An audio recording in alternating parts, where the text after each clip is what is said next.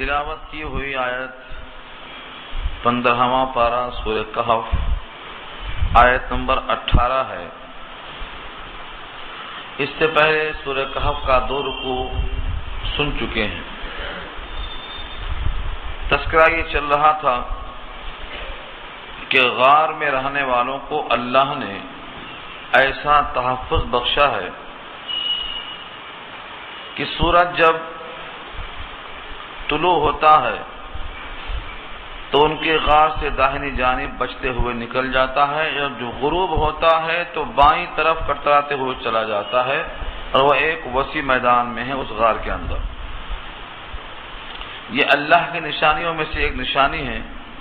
ان کو دیکھ کر جس کو اللہ ہدایت دیتے ہیں اس کو ہدایت ملتی ہے، اور جسے اللہ گمراہ کر دیتے ہیں اس کا کوئی ہادی اور مددگار نہیں ملتا۔ سلسلہ کلام ابھی جاری ہے، مضمون وہی چلتا ہے کہ وہ غار میں ہیں تو، لیکن ایسا دیکھنے والا سمجھتا ہے کہ یہ سو نہیں رہے ہیں بلکہ جگ رہے ہیں۔ جب اگر کوئی دیکھنا چاہے، جھانکنا چاہے، تو ان کی جو ہیئت ہے کہ ان کی آنکھیں کھلی ہوئی ہیں، دیکھنے والا سمجھے گا کہ یہ تو جگ رہے ہیں، حالانکہ وہ سو رہے ہیں اور نیند میں۔ وَتَحْسَبُهُمْ أَيْقَاظًا، وَتَحْسَبُهُمْ کے معنی آپ ان کو سمجھیں گے اے مخاطب، ایقاظ جگتا ہوا، وَهُمْ رُقُودٌ حالانکہ وہ سو رہے ہیں۔ رقود کے معنی سونے والا، سو رہے ہیں لیکن دیکھنے والا سمجھتا ہے کہ جگ رہے ہیں۔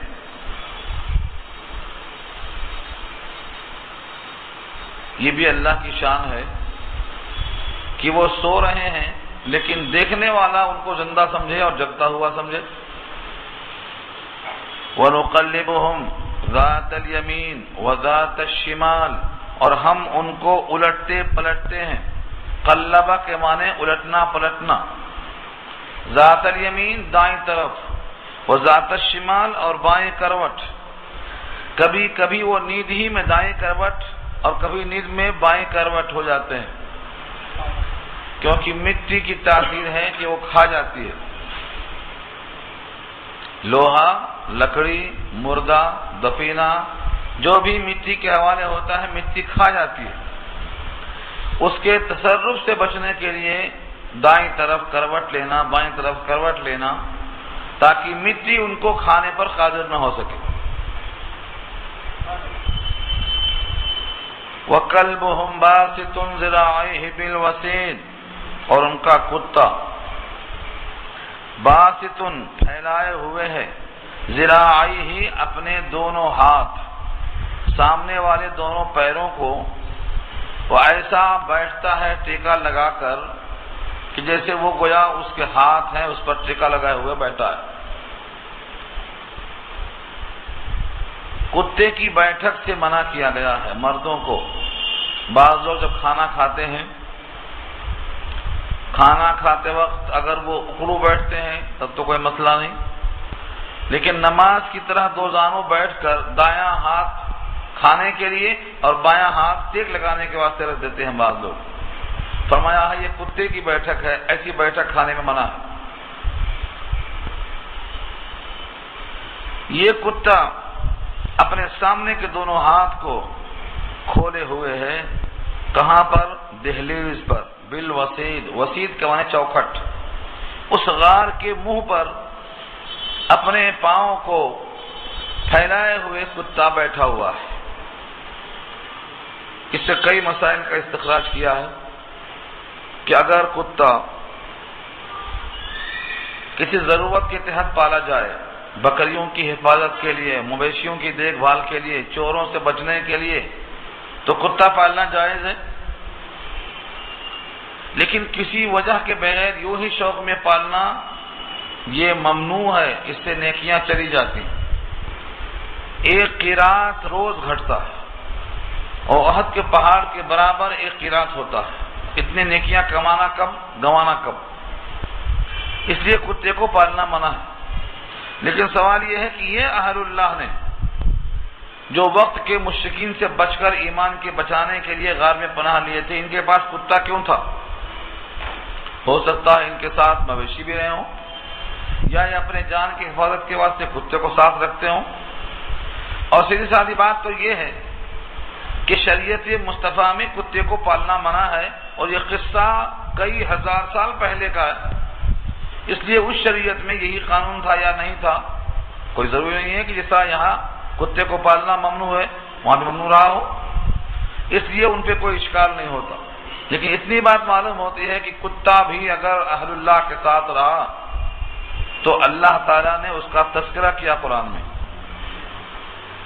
اگر کتا اچھوں کے ساتھ رہا اور تذکرہ کے لائق بن گیا تو کوئی انسان اگر اچھوں کے ساتھ رہے گا تو کیا اس میں اچھائی سرایت نہیں کرے گی؟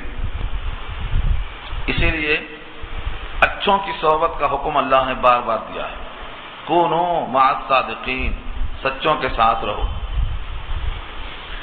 تو یہ کتا اصحاب کہف کا ان کے ساتھ رہنے کی وجہ سے قابل تذکرہ ہو گیا، اللہ نے اس کا تذکرہ کیا قرآن میں۔ وَكَلْبُهُمْ بَاسِطٌ ذِرَاعَيْهِ بِالْوَسِيدِ، اور ان کا کتا پھیلائے ہوئے ہے اپنے دونوں ہاتھ چوکھٹ پر۔ لَوِ اطَّلَعْتَ عَلَيْهِمْ لَوَلَّيْتَ مِنْهُمْ فِرَارًا، اگر آپ جھانک کر دیکھیں گے ان پر تو بھاگیں گے ان سے پیٹھ پلٹا کر۔ وَلَا مُلِئْتَ، اور آپ بھر جائیں گے منہم ان کی طرف سے رعباً مرعوب ہو کر۔ رے عین بے، رعب اردو میں استعمال ہے۔ رعب کے معنی آتے ہیں آدمی کا کسی سے مرعوب ہو جانا۔ ایک حدیث بتایا تھا میں آپ کو، نبی کریم صلی اللہ علیہ وسلم کو اللہ نے دوسرے انبیاء پر 6 چیزوں میں فوقیت دیا ہے۔ ان میں سے ایک تھا کہ آپ کے چہرے کا رعب دشمن پر 2 میل کی دوری سے پڑتا تھا۔ 2 میل کی مسافت سے دشمن پر آپ کے چہرے کا رعب پڑتا تھا، یعنی کہ وہ آپ کے 2 میل کی دوری سے مرعوب ہو کر گھبرا جاتا تھا۔ تو رعب پڑنا، کسی کو متاثر کرنا، کسی کو مرعوب کرنا، یہ اصحاب کہف کو اللہ نے ایسا رعب عطا کیا تھا کہ اگر آپ اس غار پر جھانک کر دیکھیں گے تو آپ مرعوب ہو جائیں گے اور خوف زدہ ہو کر پیٹ پلٹا کر بھاگنا شروع کر دیں گے۔ ترجمہ لفظی ہے یہ، اس میں مخاطب کون ہے؟ لو اطلعت میں تیز زبردتا صیغہ واحد مذکر حاضر ہے، اس سے مراد نبی صلی اللہ علیہ وسلم ہے، اگر تو معنی کیا ہوں گے؟ اگر آپ ان پر جھانکیں گے تو ان سے پیٹھ پلٹا کر بھاگیں گے اور ان سے مرعوب ہو جائیں گے۔ مفسرین کہتے ہیں یہاں نبی صلی اللہ علیہ وسلم مخاطب ضرور ہیں، لیکن سنانا ہے ان کفار قریش کو اور مشرکین مکہ کو جو اصحاب کہف کا واقعہ سوال کر رہے تھے۔ آپ کے ذریعے سے ان تمام سوال کرنے والوں کو مخاطب بنایا گیا۔ اور دوسری رائے مفسرین کی یہ ہے کہ اس سے مراد ہر وہ شخص ہے جو اس غار کو جھانک کر دیکھے گا وہ مرعوب ہو جائے گا۔ حضرت امیر معاویہ رضی اللہ تعالیٰ عنہ کے بارے میں منقول ہے اسی آیت کی تفسیر میں کہ انہوں نے ایک مرتبہ اپنے دور خلافت میں کچھ لوگوں کے ساتھ اس غار میں جھانک کر دیکھنے کا فیصلہ کیا۔ جو صحابی اس تفسیر سے واقف تھے کہ آپ مرعوب ہو جائیں گے، انہوں نے روکا، انہوں نے مانا نہیں، کہا یہ مرعوب ہونے کا واقعہ نبی صلی اللہ علیہ وسلم کے لیے خاص تھا، اب بعد والوں کے واسطے پتہ نہیں وہ زندہ ہیں کہ نہیں ہیں۔ انہوں نے کچھ آدمیوں کو بھیجا، لیکن وہ دونوں آدمی جب وہاں پہنچے تو ایسی گرم ہوا غار کے اندر سے آئی، ایسی طوفانی ہوا آئی کہ وہاں کوئی ٹھہر نہیں سکا اور کچھ بھی دیکھنے پر وہ قادر نہیں ہوئے۔ اسی آیت میں لکھا ہے مفتی شفیع صاحب نے کہ سب کے سب دیکھنے میں ناکام ہوئے۔ اللہ کا جو وعدہ ہوتا ہے ہمارے لیے لگتا ہے کہ کیسے ہوگا، لیکن اللہ تو ایسے قادر ہیں کہ وہاں کیسے کا سوال ہی نہیں ہے، وہاں تو ہر شے پہ قادر ہے۔ ایک منی کے قطرے سے انسان کیسے بنے گا؟ بنا کے دکھایا۔ مر چکا انسان زندہ کیسے کریں گے؟ دکھایا۔ کھائے پیے بغیر کیسے رہیں گے؟ بغیر کھائے 300 برس رکھا۔ سوتا ہوا انسان لگتا ہے کہ جگ رہا ہے، یہ کیسے ہوا؟ اللہ کی شان ہے، رکھا۔ غار میں سورج کی شعائیں نہیں آئیں گی تو بیمار پڑ جائے گا، شعائیں آئیں گی تو جھلس جائے گا، اللہ نے رکھا۔ زمین و آسمان اللہ کی ملکیت ہے، وہ ہر شے پہ قادر ہے۔ اللہ تعالیٰ نے اپنی قدرت کا اظہار فرمایا، اگر آپ ان پر جھانک کر دیکھیں تو پیٹ پلٹا کر ان سے بھاگیں گے اور آپ بھر جائیں گے اس سے مرعوب ہو کر، یعنی دہشت سما جائے گی، خوف سما جائے گا۔ یہ اللہ تعالیٰ کی قدرت کا اظہار ہے۔ وَكَذَلِكَ بَعَثْنَاهُمْ لِيَتَسَاءَلُوا بَيْنَهُمْ۔ وَكَذَلِكَ میں جو کذالک ہے یہ حرف تشبیہ ہے، اسی طرح۔ تشبیہ کے معنی مشابہت، یعنی کہ جس طرح ہم نے ان کو سوتے ہوئے حالت میں ایسا رکھا کہ زندہ معلوم ہوتے ہیں، جس طرح ہم نے ان کو 300 سال تک بغیر کھائے پیے رکھا، ایسے ہی ان کو جب وہ بیدار ہوئے ہیں 300 برس کے بعد بھی طاقتور رکھا، کمزور نہیں، نحیف نہیں، لاغر نہیں، بازار تک جانے کے لائق بنا کے رکھا بغیر کھائے پیے۔ تو یہ کذالکہ سے اشارہ اسی کی طرف ہے، جس طرح ہم نے یہ قدرت دیا کہ وہ 300 برس تک سو رہے ہیں، سوتے ہوئے جگ رہے ہیں، ایسے ہی ہم نے ان کو ایسا رکھا ہے کہ 300 برس تک کھائے پیے بغیر بھی طاقتور ہیں، کوئی لاغر اور نحیف نہیں ہے۔ اپنے پاس 2 وقت کھانا نہیں ملا تو کمزور ہو جائیں گے۔ دیکھا 11 دن میں کیا حالت ہو گئی تھی، 11 دن میں کیا حالت ہو گئی، لیکن یہاں 309 سال تک زندہ رکھا اور طاقت باقی ہے، بازار جا رہے ہیں کھانا لانے، اسی آیت میں آ رہا ہے۔ بغیر کھائے پیے چلنے کی طاقت، بازار جانے کی طاقت، سوال جواب کرنے کی طاقت، پورے ہوش و حواس میں ہر بات کا معقول جواب دینے کی طاقت، اسی آیت میں آ رہا ہے۔ یہ ہے وہ کذالک۔ اور اسی طرح بعثناہم، ہم نے ان کو جگا دیا، بیدار ہو گئے وہ۔ لیتساءلوا بینہم، یہ لام جو ہے لام کئی نہیں ہے یہاں پر تاکہ وہ سوال کریں، نہیں۔ جب ہم جگا دیں گے تو جیسے دنیا والے اتفاق سے آپس میں باتیں کرتے ہیں، یہ بھی آپس میں باتیں کریں گے، کب سوئے، کب اٹھے، کتنا سوئے، جس طرح ساتھی دوسرے سے باتیں کرتے ہیں۔ تو یہ لام جو ہے سیرورت کا ہے، لام کئی نہیں ہے، یہ لام سیرورت۔ ہم نے ان کو بیدار کر دیا تاکہ وہ آپس میں سوال کریں۔ لیتساءلوا، تساؤل کے معنی آپس میں پوچھنا، بینہم باہم، کیا پوچھتے ہیں بھئی کب سوئے تھے، کتنا سوئے، یہ ایک بولتا ہے۔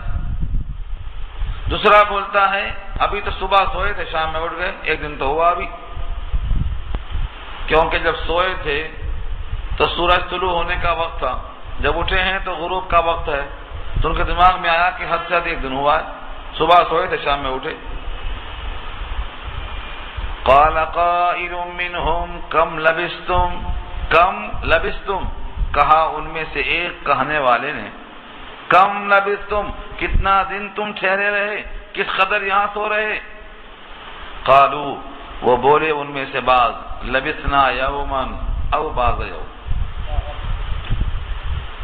ہم ایک دن اس غار میں رہے یا پورا دن نہیں تھے بلکہ بعض دن تھے، ایک دن سے بھی کچھ کم۔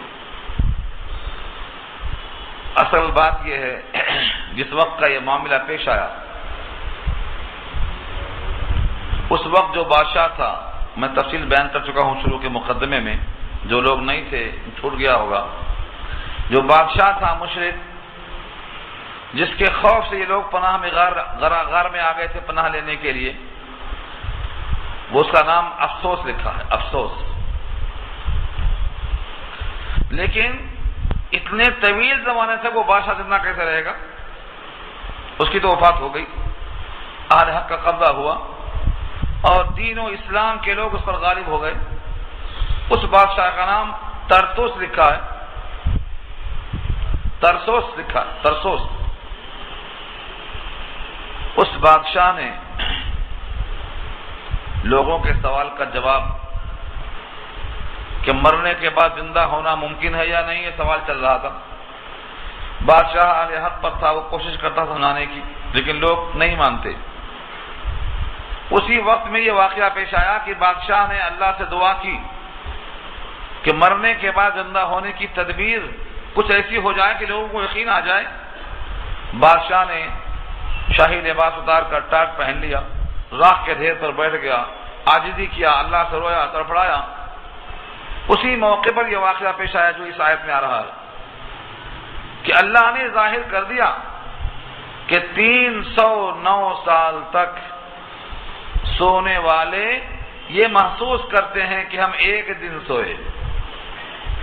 بس یہی حال ہے کہ محشر کے میدان میں سب لوگ یہی کہیں گے کہ دنیا میں ہم ایک دن تھے یا بعض دن تھے۔ سورہ نازعات میں اللہ نے اسی کا تذکرہ کیا ہے، کأنہم یوم یرونہا لم یلبثوا الا عشیۃ وضحاہا۔ جب اٹھائے جائیں گے قیامت میں تو سب کے سب کہیں گے دنیا میں ہم ایک صبح تھے یا ایک شام تھے، حالانکہ دنیا میں 100 برس تھے، ایک دن۔ ویسے یہاں بھی یہ لوگ اتنے طویل زمانے تک رہے، اس کے باوجود کہتے ہیں کہ ہم ایک دن رہے یا ایک دن کا بعض حصہ رہے۔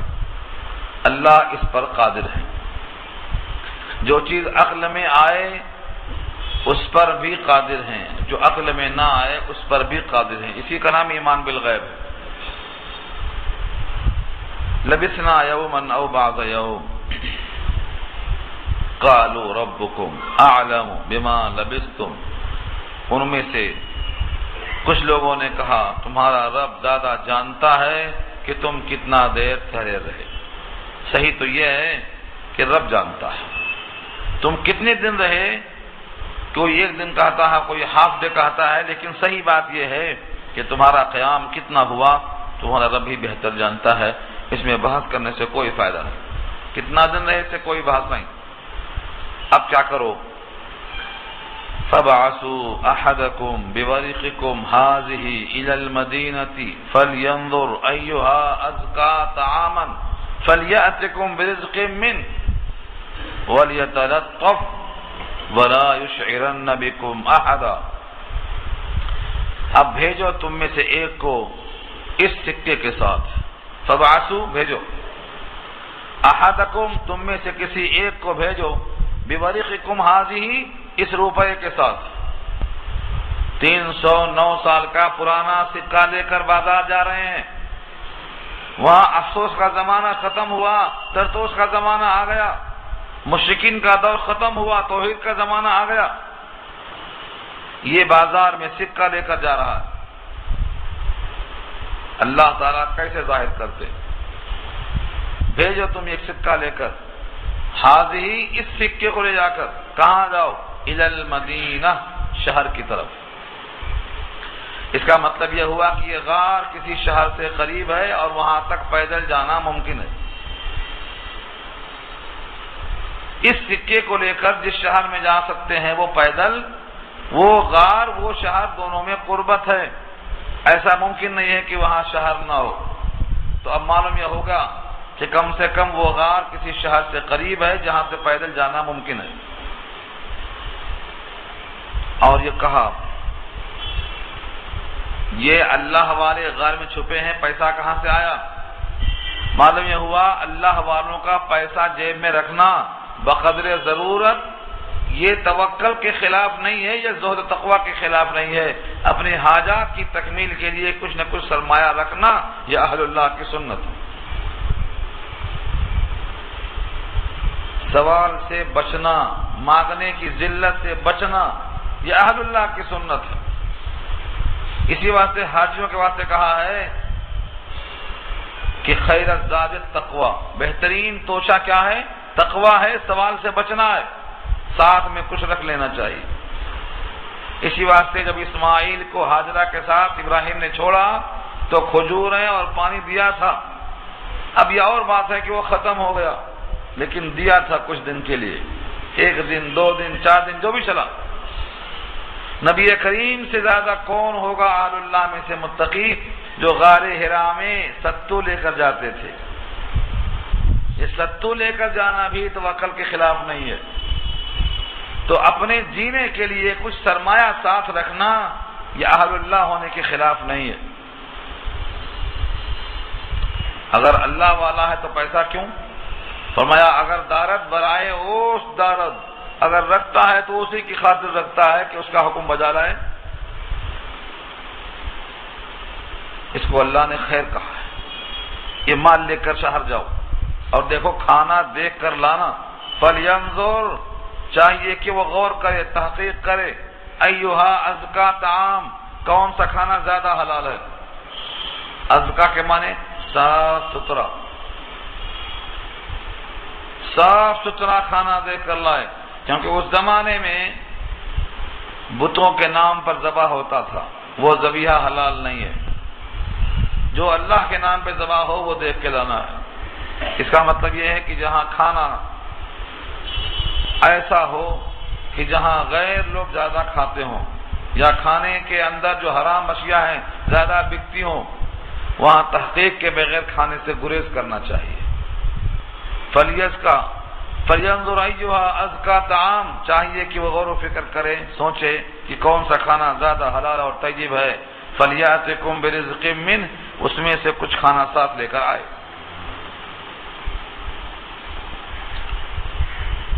اور اس بات کا خیال کرے کہ خاموشی کے ساتھ جائے، خاموشی کے ساتھ آئے. وَلْيَتَلَطَّفْ، چاہیے کہ تلطف اور نرمی اور تدبیر میں بڑی ہی خوش فہمی کے ساتھ جائے، یعنی کسی کو ظاہر نہ ہونے دے. وَلْيَتَلَطَّفْ، اور بڑی نرمی کے ساتھ، خوش تدبیری کے ساتھ کام کرے. اور کیا کہا؟ وَلَا يُشْعِرَنَّ بِكُمْ أَحَدًا، اور کسی کو باخبر نہ کر دے تمہارے حالات پر، کسی کو پتہ نہ چلنے پائے. یہ سب کیوں کہہ رہے ہیں؟ کیونکہ اس وقت بادشاہ نے دھمکی دی تھی کہ اگر یہ اپنی حرکت سے باز نہ آئے اور اپنے آبائی دین میں واپس نہ آئے تو ان کو سنگسار کر دیا جائے گا. چنانچہ آگے وہی الفاظ ہیں، اِنَّهُمْ إِن يَظْهَرُوا عَلَيْكُمْ، بے شک شان یہ ہے کہ اگر وہ تم پر غالب آ گئے، تمہاری خبر مل گئی، بادشاہ کو، بادشاہ کے نشینوں کو اور شہر والوں کو اگر تم پر غلبہ مل گیا، یرجموکم، تو تم کو کیا کریں گے؟ رجم. رجم کہتے ہیں پتھروں سے مار مار کے ختم کر دینا. چونکہ یہ لوگ پورے معاشرے کے لحاظ سے دین سے ہٹے ہوئے تھے، ان کی غلطی ایسی تھی کہ لوگ اس کی طرف بیزار تھے، تو سب لوگ اپنا غصہ نکالنے کے لیے پتھروں سے مار مار کے ختم کر دیں، یعنی سب لوگوں کو غصے کے اظہار کا موقع دیا جائے. شاید اسی لیے شادی شدہ مرد عورت کو اسلام میں سنگسار کا حکم دیا گیا ہے کہ یہ معاشرے کے لیے بدنما داغ ہیں، تو ان کو سب لوگ پتھروں سے مار کے اپنے غضب کا اظہار کریں، غصہ ٹھنڈا کریں. تو ان کو ڈر یہ تھا اگر لوگوں کو معلوم ہو جائے گا اور تم پر ان کا حال کھل جائے گا، یرجموکم، تو تم کو رجم کر دیں گے، مار ڈالیں گے پتھروں سے. او یعیدکم فی ملتہم، یا اپنے مذہب میں تم کو واپس لے لیں گے جبرن، تم سے شرک کے کام کروائیں گے، بت پرستی کروائیں گے، اور بعد ناخواستہ تم کو پھر سے اپنا پرانا طریقہ کرنا پڑے گا. اگر ایسا ہوا تو کہ تم پھر سے شرک میں چلے گئے، وَلَن تُفْلِحُوا إِذًا أَبَدًا، تو ہرگز ہرگز تم اس وقت فلاح نہیں پاؤ گے کبھی بھی. ایک بار دوبارہ شرک میں چلے گئے تو اب شرک سے بچ کر توحید کی طرف نہیں آ سکو گے، اور جو مشرک ہو کر مرے گا وہ کبھی کامیاب نہیں ہوگا. وَلَن تُفْلِحُوا إِذًا أَبَدًا.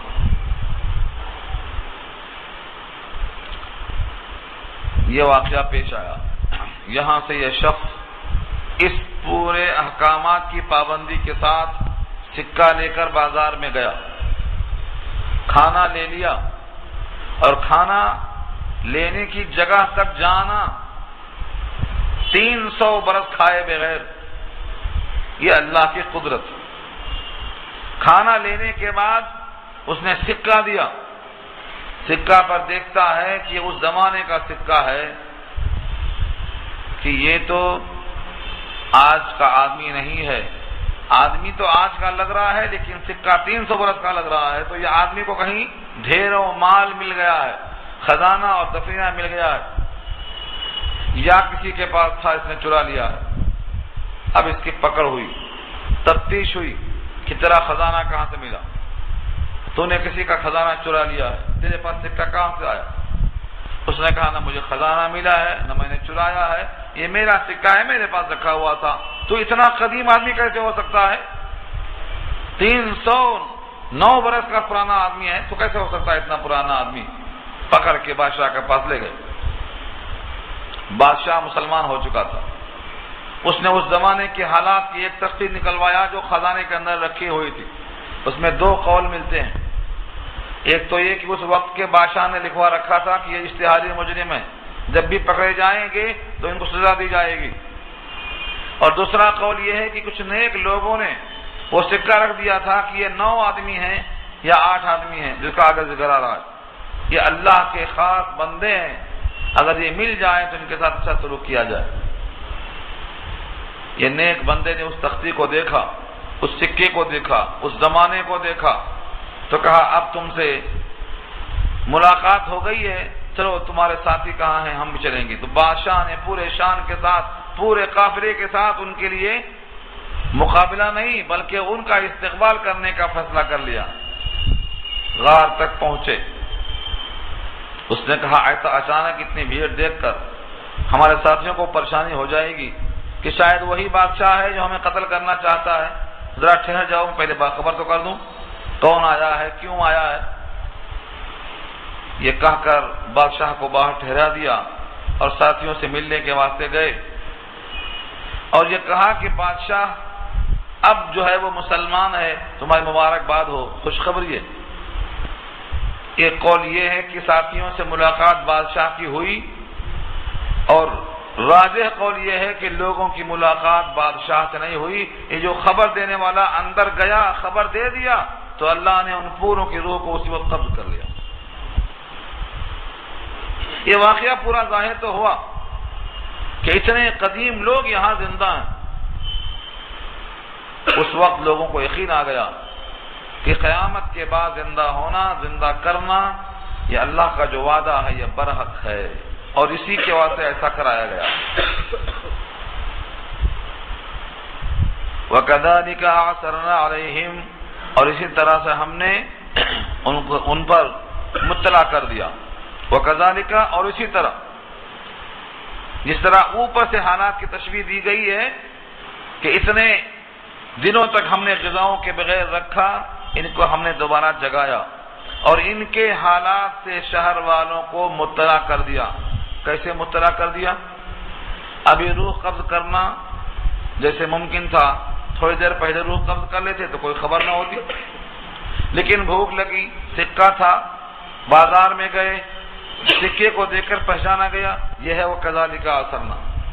اس طرح سے ہم نے مطلع کر دیا ان پر، یعنی لوگوں پر، ان کے حالات، لیعلموا، تاکہ وہ جان لیں، ان وعد اللہ حق، کہ بے شک اللہ کا وعدہ حق ہے۔ کون سا وعدہ؟ مرنے کے بعد دوبارہ اٹھنے کا۔ وَأَنَّ السَّاعَةَ لَا رَيْبَ فِيهَا، اور بے شک قیامت جس میں کوئی شک نہیں ہے، قیامت میں کوئی شک نہیں ہے۔ قیامت نام ہے دوبارہ اٹھنے کا، یہاں دکھا دیا اللہ نے، اب سب کو یقین ہو گیا۔ اب یہاں یقین تو ہو گیا، لیکن جتنے لوگ تھے بادشاہ کے ساتھ، ان سب نے کہا کہ اب ان لوگوں کا اکرام کیسے کیا جائے، بعد والوں کے لیے کوئی نمونہ، کوئی عمارت، کوئی یادگار، کوئی ایسی چیز جس سے لوگ ان کو پہچان سکیں۔ اذ، جب یتنازعون بینہم امرہم، لوگ جھگڑنا شروع کر رہے تھے ان کے بارے میں، اپنے معاملے میں، کوئی کہتا تعمیر کر دیں گے، بہت بہترین تعمیر، کوئی بولتا ایک بہترین مینار بنا دیں گے، ہر ایک اپنی اپنی ایک رائے دیتا۔ کوئی کہتا ان کے مجسمے کو ڈال دیں گے، ان کے نام ہی بتائے ہیں، نام عجیب و غریب ہیں۔ ایک کا نام تو تملیخہ ہے، تملیخہ یہ نام ایسا ہے کہ ہم اس کو ادا نہیں کر سکتے، یہ پورے کے پورے نام ایسے ہی ہیں۔ اگر ناموں کی خواہش ہے تو دیکھ لو معرف القرآن، ناموں کی لسٹ موجود ہو۔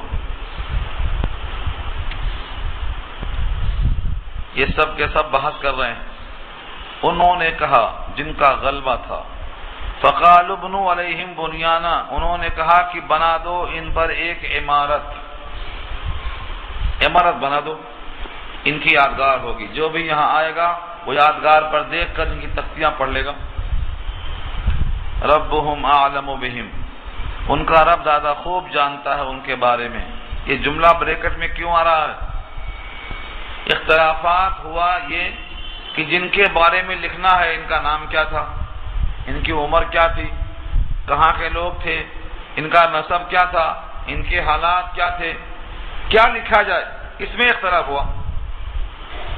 تو یہ فرمایا ربهم اعلم بهم، ان کا رب ان کو خوب جانتا ہے کہ ان کا نام کیا تھا، نسب کیا تھا، عمر کیا تھی، خاندان کیا تھا، کہاں سے آئے تھے۔ ان بحثوں کو چھوڑو، اس سے کوئی فائدہ نہیں، ان کے واسطے ایک بنا دو یہاں پر تعمیر، عبادت خانہ مسجد کی شکل میں۔ قال الذين غلبوا على امرهم، کہا ان لوگوں نے جو اپنے معاملے پر غالب تھے، اپنے کام پر غالب تھے، لنتخذن علیہم مسجدا، ہم تو ان پر بنائیں گے ایک مسجد۔ اس کا مطلب یہ ہوا غار کے قریب، غار قبرستان بنا ان کا، اور غار سے قریب بنا رہے ہیں مسجد، تاکہ لوگ اتنا کم سے کم سمجھ لیں کہ مسجد اس غار سے قریب ہے تو یہ لوگ نیک تھے جو مسجد کے آباد کرنے والے تھے، یا مسجد کے لائق تھے، جو بھی بندہ یہاں آئے گا وہ اللہ کا سجدہ کرے گا۔ تو ایسا مسجد بنا دینا قبرستان سے قریب مستحسن ہے۔ اب وہ حدیث کیا ہوگا؟ آپ کے سامنے جو حدیث آتی ہے کثرت سے کہ قبرستان میں سجدہ کرنا منع ہے، قبروں کو سجدہ گاہ بنانا منع ہے، اس کا مطلب یہ ہے کہ مسجدیں قبرستان میں نہ ہوں اور قبر سامنے نہ ہو، قبروں کے سامنے عبادت کرنے کا ایہام اور وسوسہ نہ آئے، لیکن قبرستان سے قریب اگر مسجد بن جائے جہاں لوگ آ کر نماز پڑھ سکیں، اللہ کی بندگی کر سکیں اور ان سب کے حق میں دعائیں خیر کر سکیں، تو قریب میں مسجد بنانا یہاں سے ثابت ہوتا ہے۔ لنتخذن علیہم مسجدا، ہم تو ضرور بے ضرور بنائیں گے ان پر ایک مسجد۔ اب یہاں سے ایک نئی بات چھڑتی ہے کہ یہ لوگ کتنے تھے، ان کی تعداد کتنی تھی۔ تعداد سے کچھ لینا دینا ہوتا نہیں، لیکن لوگوں کی عادت ہے، جو چیز غیر ضروری ہے، جس کا عمل سے کوئی تعلق نہیں ہے، اسے ضرور کھودتے ہیں، کوریدتے ہیں۔ قرآن کریم نے ان چیزوں سے بحث کی ہے جس سے عمل کی طرف بندہ راغب ہو، فکر صحیح پیدا ہو۔ تعداد سے ہمارا کوئی تعلق نہیں ہے، اس لیے اس کے بارے میں غیر ضروری خود کرید نہیں کرنا ہے۔ اشارہ دیکھو، سیقولون، ان قریب لوگ کہیں گے۔ کون سے لوگ کہیں گے؟ یہ جو آپس میں لوگ ہیں، ثلاثۃ، تین ہیں وہ تین، رابعہم کلبہم، ان کا چوتھا کتا ہے ان کا، گویا اصحاب کہف تین ہیں اور چوتھا جو ہے ان کا کتا ہے، یہ ایک قول ہے لوگوں کا۔ وَيَقُولُونَ خَمْسَةٌ سَادِسُهُمْ كَلْبُهُمْ، اور بعض کہیں گے کہ وہ تو پانچ ہیں، چھٹا ان کا کتا ہے۔ دو قول ہو گئے۔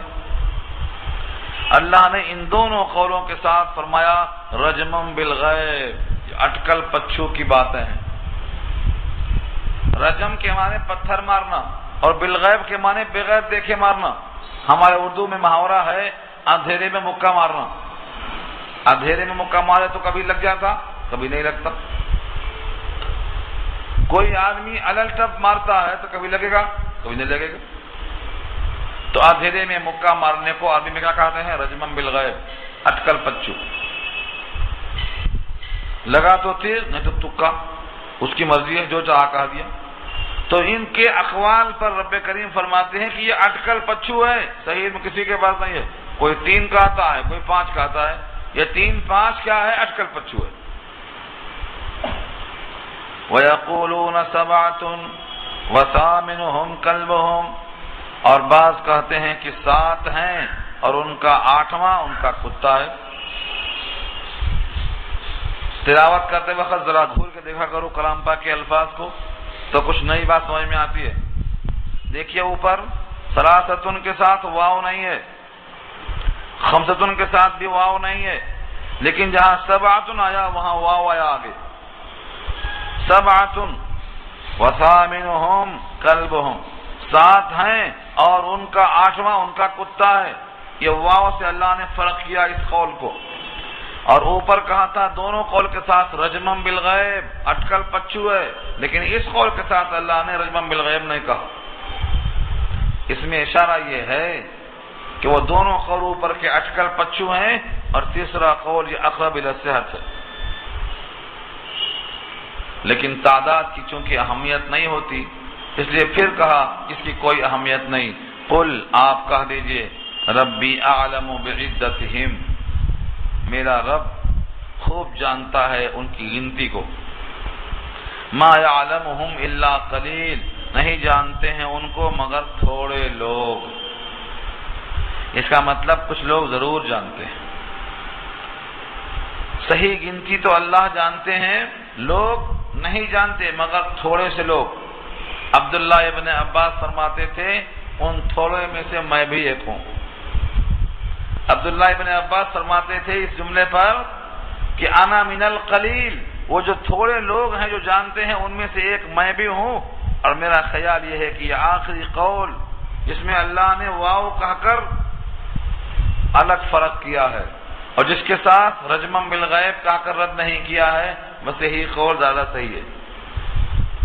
لیکن تعداد کی اہمیت زیادہ نہیں ہے، اسی لیے اس پر زور دینے کی حاجت نہیں. تو باتیں خلاصے کی کیا ہوئیں؟ کچھ کہتے ہیں 3 ہیں، چوتھا کتا، کچھ کہتے ہیں 5 ہیں، چھٹا ان کا کتا. یہ دونوں قول اٹکل کے پچو ہیں. اور کچھ لوگ کہتے ہیں کہ وہ 7 ہیں، 8واں ان کا کتا. کہہ دو ان سے کہ میرا رب بہتر جانتا ہے ان کی صحیح تعداد کو، نہیں جانتے ہیں ان کو مگر بہت تھوڑے. فلا تمار فیہم الا مراء ظاہرا، پر مس بحث کرو اس میں مگر سرسری بحث. فلا تماری فیہم، اب اس مسئلے میں کسی سے کوئی بحث کرنے کی ضرورت نہیں، جدال کی ضرورت نہیں. الا مراء ظاہرا، مگر سرسری، یعنی ایسے مسائل جہاں گنتی کی بات ہو، جس سے کوئی عمل اور فکر کی کوئی بات نہ ہو، ایسے مسائل میں جھگڑا نہیں کرنا چاہیے. اگر کوئی بات سنتا ہے تو سرسری ان سے بات کر لینا، اگر کوئی بات نہیں مانتا ہے تو چھوڑ کے ہٹ جانا. ہر دھرمی کے ساتھ ہر دھرمی کا جواب دیتے نہیں بیٹھنا.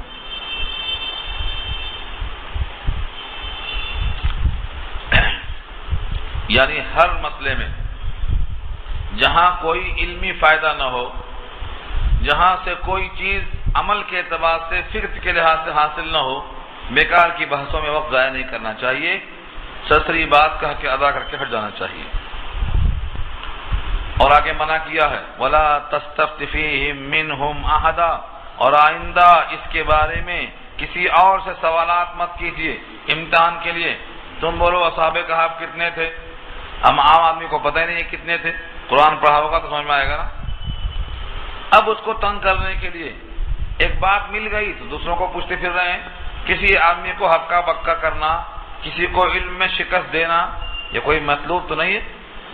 اس لیے دوسرے کسی اور سے اس کے بارے میں سوالات نہیں کرتے پھرتا.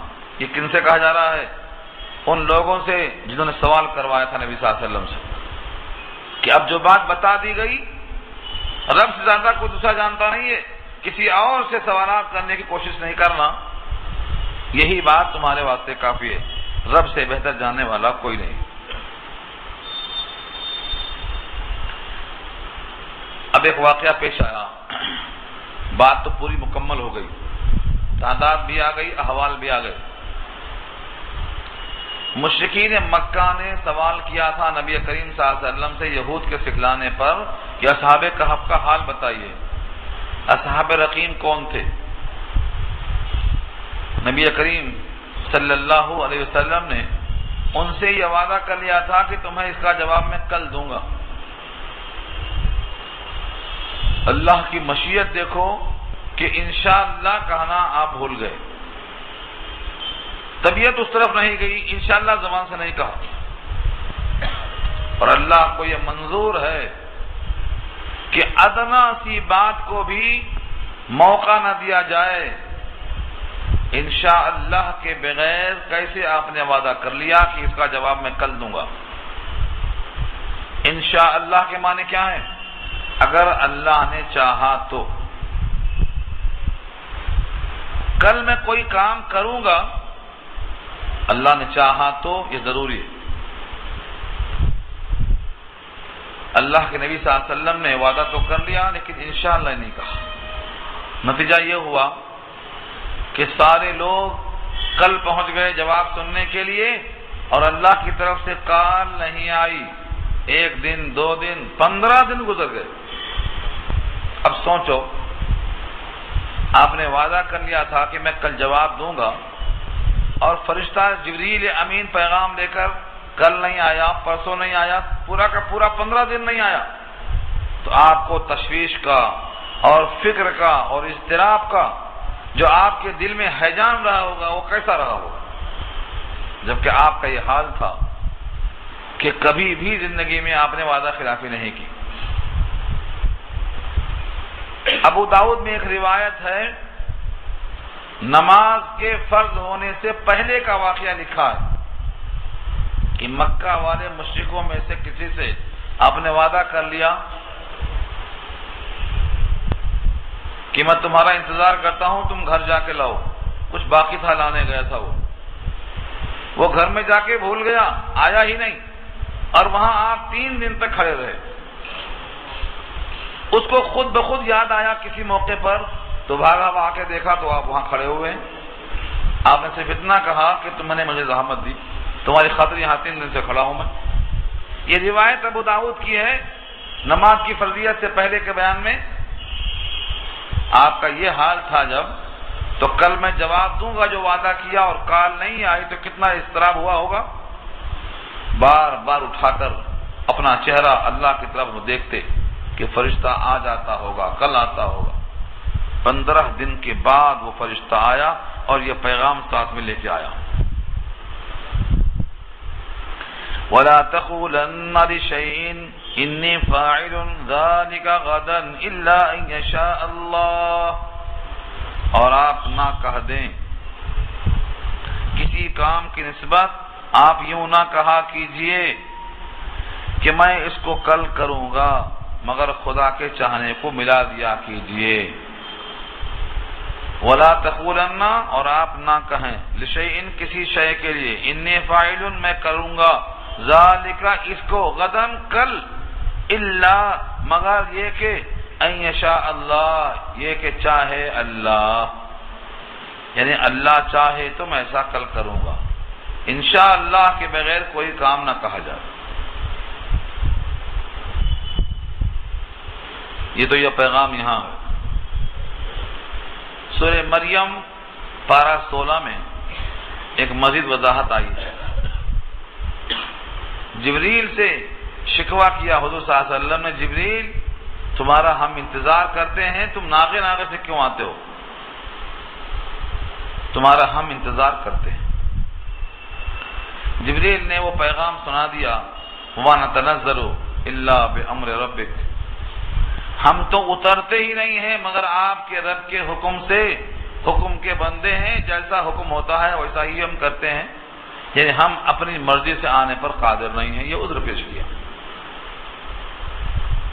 یہاں یہ معلوم ہوا کہ الا ان یشاء اللہ کہنا ضروری ہے آئندہ کے لیے، کسی کام کے لیے۔ کتنا ضروری ہے یہ بحث ہم پیچھے کر چکے ہیں کئی مقام پر۔ آگے سورہ صاد پارہ 23 میں ایک واقعہ بہت طویل ہے۔ حضرت سلیمان کا، ان کو 100 بیویاں تھیں۔ انہوں نے کہا یہ 100 بیویوں سے میرے ایک ایک لڑکا پیدا ہوا تو 100 لڑکے ہوتے، 100 کے 100 مجاہد بنیں گے، گھوڑ سوار ہوں گے، قتال کریں گے۔ انشاءاللہ نہیں آیا دماغ میں۔ نتیجہ یہ ہوا کہ 100 بیویوں میں سے کسی بیوی سے ایک بچہ پیدا نہیں ہوا۔ ایک عورت سے ایک بچہ پیدا ہوا تو ادھورا، یعنی مکمل وہ بھی نہیں، آدھا۔ اور اس آدھے بچے کی تخلیق کو اٹھا کر جب کرسی پر رکھا گیا، سورہ صاد پارہ 23، فَأَلْقَيْنَا عَلَى كُرْسِيِّهِ جَسَدًا، جسدن کے معنی دھڑ، زندہ لاش، کیونکہ ادھوری ہے، وہ مکمل نہیں ہے۔ حضرت سلیمان نے جب یہ حالت دیکھی فوراً سجدے میں گر گئے۔ ثم اناب، اناب کے معنی متوجہ ہو گئے کہ میں بادشاہ ہوں ساری دنیا کا، لیکن اپنی بیوی سے بچہ پیدا کرنے پر قادر نہیں ہوں آپ کی مشیت کے بغیر۔ حضور پاک کا ارشاد ہے اس آیت کے ذیل میں، امام بخاری نقل کرتے ہیں کتاب التفسیر میں، اسی آیت کی تفسیر میں، اگر وہ انشاءاللہ کہہ لیتے تو 100 کے 100 عورتوں سے لڑکا پیدا ہوتا، مجاہد پیدا ہوتا، گھوڑ سوار پیدا ہوتا۔ صرف انشاءاللہ نہ کہنے سے یہ موقف آ گیا۔ اس سے معلوم ہوا کل کے لیے کوئی وعدہ بغیر انشاءاللہ کے نہ کرنا چاہیے۔ وَلَا تَقُولَنَّ لِشَيْءٍ إِنِّي فَاعِلٌ ذَلِكَ غَدًا إِلَّا أَن يَشَاءَ اللَّهُ، اور آپ نہ کہا کیجئے کسی کام کی نسبت کہ میں اس کو کل کرنے والا ہوں مگر یہ کہ اللہ چاہے، یعنی انشاءاللہ کہہ لینا۔ یہ تو اللہ کا حکم ہوا۔ ہمارے ماحول میں کیا ہے، جب کوئی انشاءاللہ کہتا ہے تو برا اب تعالی، انشاءاللہ تعالی کے بجائے تعالی بولتا ہے، اب تو ٹل گیا، کل پھر آتا پھر بولیں گے انشاءاللہ۔ انشاءاللہ کہتے ہیں نہیں دینے کے موقع پر، کہتے ہیں ارادے کے بغیر انشاءاللہ کہنا یہ دل کی خیانت ہے، یاد رکھ لو۔ دل میں ارادہ ہے تو انشاءاللہ کہنا چاہیے، ورنہ صاف صاف بتا دینا چاہیے۔ اور حدیث میں آتا ہے جو بندہ ادا کرنے کی نیت کرتا ہے اللہ ادائیگی کے راستے آسان کر دیتے، اور جو ترخانا چاہتا ہے تو اللہ اس کے واسطے راستہ بند کر دیتے۔ تو ہمیشہ صحیح فکر کرو، صحیح راستہ اپناؤ۔ وَاذْكُرْ رَبَّكَ إِذَا نَسِيتَ، یہ علاج ہے، نسیان کا علاج۔ وَاذْكُرْ رَبَّكَ، اور یاد کرو اپنے رب کو جب تم بھول جاؤ۔ کھانا کھانے بیٹھے، کھانا اتنا مزے کا آ گیا کہ بسم اللہ کرنا بھول گئے، اب شروع کر دیے۔ ارے کسی نے یاد دلایا بھائی کھانا میں بسم اللہ پڑھنا چاہیے، تو اب کیا کرے؟ فرماتے ہیں رب کریم کہ اب تو اپنے رب کو یاد کر لو۔ وَاذْكُرْ رَبَّكَ إِذَا نَسِيتَ، جب بھول جاؤ، یاد آئے جب تو یاد کر لو اللہ کو۔ کیا کہنا چاہیے؟ بسم اللہ اولہ و آخرہ، اول بھی اللہ کا، آخر بھی اللہ کا۔ ایک حدیث میں ایک واقعہ لکھا ہے، نبی کریم صلی اللہ علیہ وسلم نے کھانے کے درمیان بے ساختہ ایک دم ہنسی آ گئی، ہنس پڑے۔ ساتھیوں نے کہا یہ بے وقت ہنسی سمجھ میں نہیں آئی۔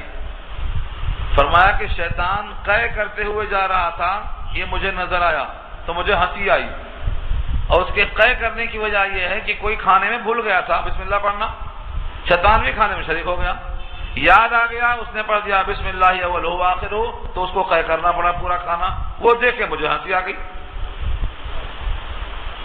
مشکات کتاب العتیمہ میں دیکھو اس کو، داہنے ہاتھ سے کھانے کے بیان میں۔ تو اگر بھول جاؤ تو بعد میں پڑھ لو، اور یہ حکم سے نماز ہی صرف کھانے ہی میں نہیں ہے، بلکہ ہر جگہ جہاں بھی آپ بھول جائیں وہاں پر آپ کو بسم اللہ کرنا چاہیے، یاد ہونا ضروری ہے۔ وَاذْكُرْ رَبَّكَ، اور یاد کرو اپنے رب کو، اذا نسیتا، جب آپ بھول جائیں، وَقُلْ، اور آپ کہیے، عَسَىٰ أَن يَهْدِيَنِي رَبِّي لِأَقْرَبَ مِنْ هَذَا رَشَدًا، عن قریب مجھے امید ہے کہ میرا رب مجھ کو ہدایت کرے گا، لِأَقْرَبَ مِنْ هَذَا رَشَدًا، یعنی اس سے بھی زیادہ قریب ترین بات رشد و ہدایت کی مجھے اللہ بتائیں گے۔ یعنی جو بات ہم نے بتائی ہے کفار قریش کو کہ یہ لوگ غار میں اتنے دن تک رہے، اس واقعے سے ان کو میری نبوت پر دلیل مل گئی۔ اب بھی اگر وہ ایمان نہیں لاتے ہیں تو ہو سکتا ہے میرا رب مجھے اس سے بھی زیادہ کوئی ایسی بات بتائے جو نبوت پر دلیل ہو اور تم کو ایمان کی توفیق ہو۔ اور فرمایا وَلَبِثُوا فِي كَهْفِهِمْ، اور وہ رہے اپنے غار میں، وہ لوگ غار میں رہے، کتنا رہے؟ 300 سنین، 300 برس، وَازْدَادُوا 9، اور 9 برس اوپر اور رہے، وَازْدَادُوا 9، اور زیادہ کیا انہوں نے رہنے میں، کتنا؟ 9 مانے 9۔ مفسرین ہر زاویے سے سوچتے ہیں کہ اللہ تعالیٰ نے اس انداز کو کیوں اختیار فرمایا؟ پہلے کہا کہ وہ لوگ غار میں رہے 300 برس، پھر کہا اور زیادہ رہے وہ لوگ 9 برس۔ اس کو ملا کر اگر کہا جاتا کہ 309 برس رہے تو کیا حرج تھا؟ اصل میں 2 تقسیم ہے، دونوں کو ظاہر کرنا مقصد ہے۔ اہل عرب اس سے پہلے جب کا یہ واقعہ چلا جا رہا تھا، نبی کریم صلی اللہ علیہ وسلم سے تو چاند کا مہینہ شروع ہوتا ہے جس کو ہم بولتے ہیں ہجری، آپ کا ہجرت کرنے سے قمری سال شروع ہوتا ہے۔ اس سے پہلے کیا چلتا تھا؟ عیسوی، جس کو ہم شمسی کہتے ہیں۔ شمسی دنوں کے اعتبار سے سال 365 دن کا ہوتا ہے، اور قمری لحاظ سے ہر سال 15 دن کم ہوتے ہیں۔ چاند کے اعتبار سے ہر سال 15 دن کم ہوتا۔ تو پہلے جملے میں جو کہا گیا ہے کہ وہ لوگ اپنے غار میں 300 برس رہے، 300 برس رہے، یہ شمسی لحاظ سے 300 برس مکمل ہے۔ ہر سال 15 دن کم کرنے کے اعتبار سے 100 برس میں 100 برس کے حساب سے دیتے جائیں تو 3 سال کا فرق پڑے گا۔ اس طرح سے 300 سال میں 9 سال کا فرق پڑ گیا۔ یہ جو 9 سال کا اضافہ ہے یہ قمری اعتبار سے، تو اگر کوئی شمسی لحاظ سے جانتا ہے تو 300 برس رہے، اور قمری سے جوڑنا چاہتا ہے تو 309 برس رہے۔ اللہ تعالیٰ نے ان کے غار میں رہنے کی مدت کو 309 برس قرار دیا۔ اب یہاں 2 تفسیریں ہیں۔ مفسرین کہتے ہیں جیسے اوپر کے اقوال تھے، کوئی کہتا ہے کہ 1 دن رہے، کوئی کہتا ہے آدھا دن رہے، کوئی کہتا ہے 300 برس رہے، یہ بھی لوگوں کے اقوال ہیں، کیونکہ آگے جو لفظ ہے قل اللہ اعلم بما لبثوا، کہہ دو کہ اللہ بہتر جانتے ہیں کہ وہ کتنا دن رہے۔ اللہ بہتر جانتے ہیں کتنا دن رہے، اس کا مطلب یہ ہوا کہ اللہ نے ابھی ظاہر نہیں کیا ہے، یہ اوپر جتنے اقوال ہیں سب کے سب لوگوں کے اقوال ہیں۔ لیکن دوسرا قول مفسرین کا، جمہور کا قول یہ ہے کہ نہیں، اوپر کے اقوال تو انسانوں کے تھے، یہاں اللہ نے واضح کر دیا ہے کہ 300 برس تھے، اور اس کی وضاحت کر دیا ہے کہ زیادہ بہتر چونکہ اللہ ہی جانتے ہیں کہ کتنا دن وہ رہے، لہذا اوپر کے اقوال کل عدم، اور جو اللہ نے واضح کیا ہے 309 برس کی پکا۔ تو گویا یہ وضاحت آ گئی ہے اللہ کی طرف سے کہ اللہ ہی بہتر جانتے ہیں کہ وہ کتنے مدت رہے، اور اللہ نے خبر دے دیا کہ 309 برس رہے، لہذا اوپر کے اقوال کل عدم ہو گئے۔ قل اللہ اعلم بما لبثوا، کہہ دو اللہ خوب جانتے ہیں، بہتر جانتے ہیں کہ وہ کتنی مدت رہے۔ لہ غیب السماوات والارض، اسی کے لیے آسمان اور زمین کا غیب ہے، یعنی زمین میں جو چیز غائب ہے حواس خمسہ سے، یا جو آسمانوں میں چیزیں غائب ہیں سب کا علم اللہ کے پاس ہے۔ کتنا آسان ہے جملہ، اللہ کے پاس غیب کا علم ہے، آسمانوں کا بھی زمین کا بھی۔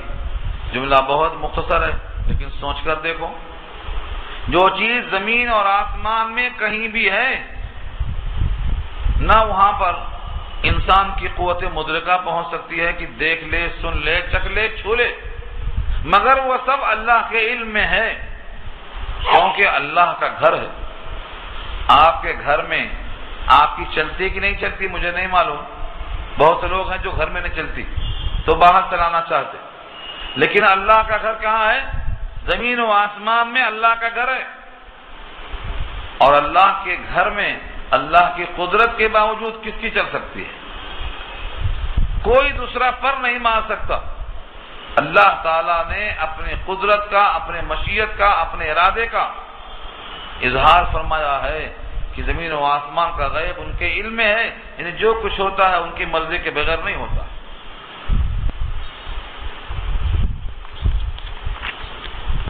ابصر بہ واسمع، ابصر بہ واسمع یہ افعال تعجب میں سے ہیں، کیا خوب دیکھتے ہیں وہ، کیا خوب سنتے ہیں وہ۔ کبھی غور کیا آپ نے؟ ہم تو کان کے بغیر نہیں سنتے، اللہ کو کان کی ضرورت نہیں ہے۔ ہم آنکھ کے بغیر نہیں دیکھتے، اللہ کو آنکھ کی ضرورت نہیں ہے۔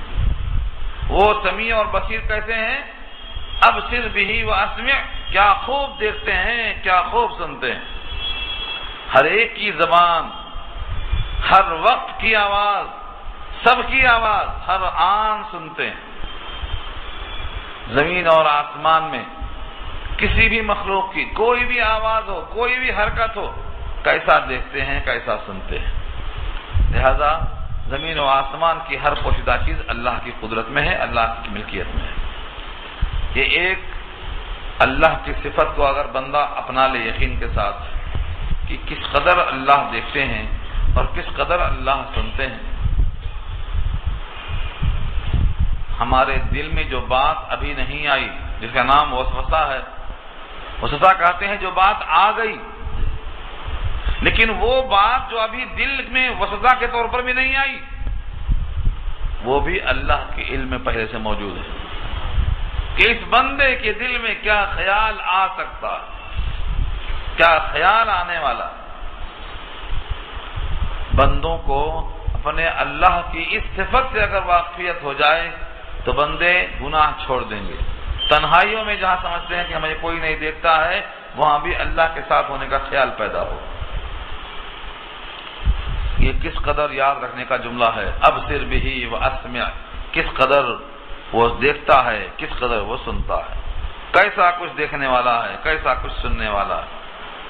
ما لہم من دونہ من ولی، نہیں ہے ان کے لیے اللہ کے مقابل میں کوئی مددگار، اللہ کے سوا ان کا کوئی مددگار نہیں ہے۔ یعنی جتنے لوگ اللہ کی ذات پر ایمان لاتے ہیں ان تمام کو اس بات کا احساس ہونا چاہیے کہ اللہ کے علاوہ کوئی مددگار اور کوئی نصرت کرنے والا نہیں ہے۔ ہر موقع پر اللہ کی ولایت اور اللہ کی طرف توجہ ہونا چاہیے۔ وَلَا يُشْرِكُ فِي حُكْمِهِ أَحَدًا، اور وہ شریک نہیں کرتا اپنے حکم میں کسی کو۔ سورج نکالنے کے لیے کسی کو اللہ کے ساتھ شریک کرنا نہیں، اللہ کے حکم سے سورج نکلتا ہے۔ چاند کا نکلنا اور ڈوبنا، تاروں کا نکلنا اور ڈوبنا، بارش کا نکلنا اور ختم ہونا، دھوپ کا آنا اور جانا، اللہ کے جتنے بھی احکامات ہیں کسی حکم میں اللہ کسی کو شریک نہیں کرتے، نہیں شریک کرتے۔ وَلَا يُشْرِكُ فِي حُكْمِهِ أَحَدًا، اپنے حکم میں کسی کو شریک نہیں کرتے۔ اب بتائیے، جو ذات اپنے حکم میں کسی کو شریک نہ کرے، بندے اس کی ذات میں دوسروں کی ذات کو شریک کر دیتے۔ اللہ بھی ہر جگہ حاضر ہے اور فلاں صاحب بھی ہر جگہ حاضر ہے، تو حاضر ہونے میں اللہ کی ذات کے ساتھ دوسرے کی ذات کو شریک کرنا لازم آیا۔ اللہ کے حکم میں اللہ کسی کو شریک نہیں کرتے، یعنی ان کے حکم کے برابر کسی کا حکم نہیں. اس کا نام ہے شرک فی الحکم. کیا کہلاتا ہے یہ؟ شرک فی الحکم کہلاتا ہے. اللہ کے حکم کے برابر کسی کا حکم نہیں ہے. اللہ تعالیٰ کسی کو اپنے حکم میں شریک نہیں کرتے.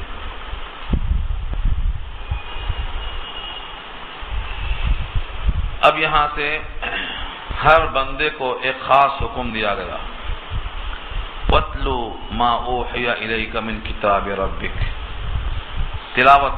تلاوت کیجئے جو وحی کی گئی ہے آپ کی طرف آپ کے رب کی طرف سے، یعنی کتاب.